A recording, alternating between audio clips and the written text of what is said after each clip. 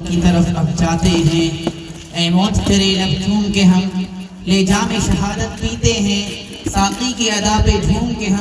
ہم شمع یقین کے پروانے شعلوں سے محبت کرتے ہیں، اے عزیز ہماری راہوں سے ہٹ ہم موت کی عزت کرتے ہیں۔ نحمدک یا رب العالمین والصلاة والسلام على سید الانبیاء والمرسلین وعلى آلہ وصحبہ اجمعین، اما بعد فاعوذ باللہ من الشیطان الرجیم، بسم اللہ الرحمن الرحیم، ان تنصروا اللہ ینصرکم ویثبت اقدامکم، وقال اللہ فی موضع آخر ولا تہنوا ولا تحزنوا وانتم الاعلون ان کنتم مؤمنین، صدق اللہ العظیم۔ جب گلستہ کو خون کی ضرورت پڑی سب سے پہلے ہی گردن ہماری کٹی، جب گلستہ کو خون کی ضرورت پڑی سب سے پہلے ہی گردن ہماری کٹی، اب کہتے ہیں ہم سے یہ اہل وطن، یہ وطن ہے ہمارا تمہارا نہیں۔ ملت اسلامیہ کے نوجوانوں، آج میں آپ حضرات کے سامنے ہندوستان میں مسلمانوں پر ظلم و زیادتی اور دین اسلام کو جڑ سے ختم کرنے کی ناپاک اور گھنونی سازش کے موضوع پر کچھ عرض کرنا چاہتا ہوں۔ وہ ہندوستان جس کی حریت کے باغ کو مسلمانوں نے اپنے خونی جگر سے سینچا تھا، وہ ہندوستان جس کی آزادی کی خاطر بحرانہ اشنائی ساحل میں کود پڑے تھے اور موجوں سے کھیلتے ہوئے مجدار تک جا پہنچے، آج اسی ہندوستان میں مسلمانوں کو طرح طرح کی اذیتیں اور تکلیفیں پہنچائی جا رہی ہیں، مسلمانوں کے قلوب سے اسلام کی محبت کو ختم کرنے کی ناپاک اور گھنونی سازشیں ہو رہی ہیں۔ اس میں شک نہیں کہ ہم پر مصائب کے پہاڑ ٹوٹ رہے ہیں، ہم مظلوم بے قصور کو فرقہ پرستوں نے ظلم و ستم کا نشانہ بنایا ہے، ہماری ماں اور بہنوں کی عزت و آبرو لوٹی جا رہی ہے۔ یوں تو ہندوستان میں کسی بھی دور میں مسلمانوں کا حامی کوئی نہیں تھا، لیکن جب سے ان فرقہ پرستوں نے ہمارے ہندوستان میں جنم لیا ہے اس وقت سے مسلمانوں کی رہی صحیح سکون و چین چھن گیا۔ لیکن ان فرقہ پرستوں نے پورا وقت مذہب اسلام کو مٹانے کے لیے نہ جانے کیسی کیسی رچنا رچی۔ غور کریں، کبھی وندے ماترم جیسی ناپاک اور گندی چیز کی نافذ کرنے کا حکم ہوتا ہے جس کی وجہ سے نیند حرام ہو گئی تھی۔ آج بھی بہت سارے اسکولوں میں ایک گیت گائی جاتی ہے جس گیت میں سراسر کفر بھرا ہوا ہے، جس گیت کو ایک بار پڑھنے سے انسان خارج اسلام ہو جاتا ہے، جس گیت کو ایک بار پڑھنے سے مسلمان نہیں رہتا۔ لیکن آج وہی گیت ہمارے ہندوستان کے مدارس و مکاتب میں بچوں کو مجبور کیا پڑھنے پر مجبور کیا جا رہا ہے۔ ہمارے ہندوستان میں مدارسوں کو دہشت گردی کا اڈا قرار دیا جا رہا ہے اور یہ الزام لگایا جا رہا ہے کہ جتنے بھی فسادات ہو رہے ہیں ان کے علماء پیشوا یا لیڈر ہیں، اس لیے پہلے ان کو ختم کیا جائے۔ اور اس کی آسان صورت یہ نکالی گئی کہ ہم مسلمان کسی بھی مدارس اور مکاتب اور مساجد کو نہیں بنا سکتے، لیکن شاید ان کو معلوم نہیں ہے کہ مسلمانوں کی جب تک سانس چلتی رہے گی اس وقت تک دین اسلام پر اور کسی طرح کی آنچ نہ آنے دیں گے۔ ہم تمہاری دھمکیوں سے کھو کھا سکتے نہیں، ظلم کے آگے ہم اپنا سر جھکا سکتے نہیں، ہے یہی تاریخ اپنی، ہے یہی اپنا فلسفہ، ہم زمانے میں دبانے سے ابھرتے ہیں سدا۔ عزیزان گرامی، اگر وطن ہماری جان مانگے تو جان دیں گے، اگر وطن ہمارا مال مانگے تو مال دیں گے، اگر وطن ہماری اولاد مانگے تو اولاد دیں گے، اگر وطن ہمارا مال مانگے تو مال دیں گے۔ لیکن یہ نہیں ہو سکتا کہ مسلمان نبی کریم صلی اللہ علیہ وسلم کی جاہ و جلال دے، یہ نہیں ہو سکتا کہ مسلمان آخرت کو چھوڑ کر دنیا کو ترجیح دے۔ آپ حضرات کو تاریخ یاد ہوگی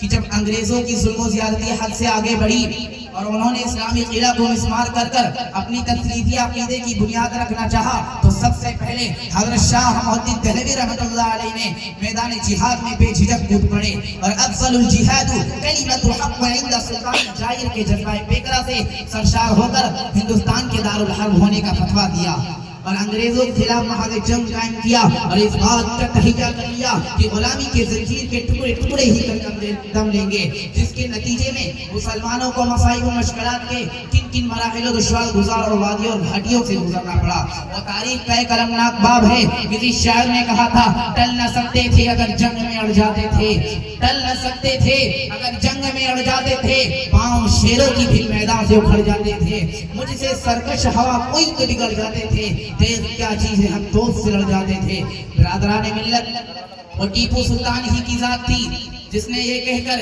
کہ گیدڑ کی 100 برس کی زندگی سے شیر کی 1 دن کی زندگی بہتر ہے، لوگوں کی رگے مردہ میں آزادی کی برقی لہر دوڑا دی تھی اور خود بھی برسر پیکار رہے، یہاں تک کہ میسور کی دھرتی پر خون کا آخری قطرہ بہا کر شہید ہو گئے۔ اگر یہ مسلم قائدین کا قافلہ غلام ہندوستان کے پرپیچ اور بھیانک جنگل میں آزادی کی شاہراہ بنانے کی غرض سے سرگرم سفر نہ ہوتا تو یہ تنگ نظر احسان فراموش غدار جو ہم سے وفاداری کی سند مانگتے ہیں، ان غداروں سے میں کہتا ہوں اگر ہم ہیں غدار تو پابند وفا تم بھی نہیں، اگر ہم ہیں غدار تو پابند وفا تم بھی نہیں، اپنی کثرت میں نہیں ترا اور خدا تم بھی نہیں۔ یہ فرقہ پرست اس ملک کو کبھی بھی آزاد نہیں کر سکتے تھے۔ آپ آزاد مجھے بتائیے، کیا مسلمانوں نے جنگ آزادی اس لیے لڑی تھی کہ وہ حکومت کریں؟ کیا مسلمانوں نے اپنا خون اس لیے بہایا تھا کہ وہ حاکم بنے؟ کیا مسلمانوں نے اپنے جسم پر زخم سے کھائے تھے کہ وہ حکومت کریں؟ نہیں نہیں، ہرگز نہیں، بلکہ اسلام کو برقرار رکھنے کے لیے، ایمان کو برقرار رکھنے کے لیے، توحید و انسانیت کو برقرار رکھنے کے لیے،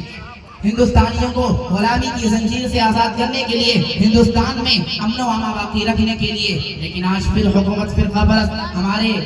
دین پر حملہ کرنا چاہتی ہے۔ یاد رکھیں اگر یہی حال رہا تو ان فرقہ پرستوں کو بھی انگریزوں کی طرح منہ کی کھانی پڑے گی اور اپنے عہدے سے سبق دوش ہونا پڑے گا۔ ملت اسلامیہ کے نوجوانوں، اپنی غفلت کی چادر چاک کر کے عقل و ہوش کی ذرا پہن لو، اپنے اندر انقلاب پیدا کرو، اپنی تقدیر کو سنوارو۔ قوموں کی تقدیر خود بنائی جاتی ہے۔ ان اللہ لا یغیر ما بقوم حتی یغیروا ما بانفسہم، ایک حقیقت ٹھوس ہے۔